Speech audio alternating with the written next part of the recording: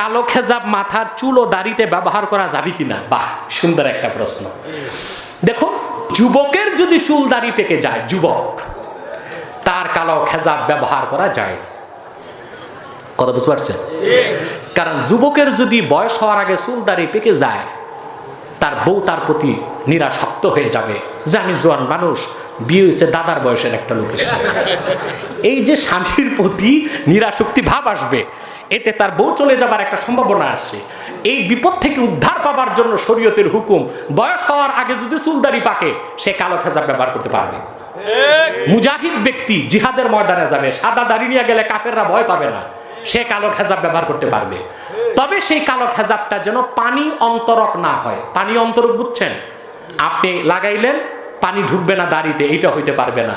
সেটা যদি মেহেদির মতো রং হয়, দাড়ির সাথে মিশে যায়, ওই কালো খেজাব আপনি জোয়ানকালে ব্যবহার করতে পারবেন। এই হচ্ছে ফতোয়া।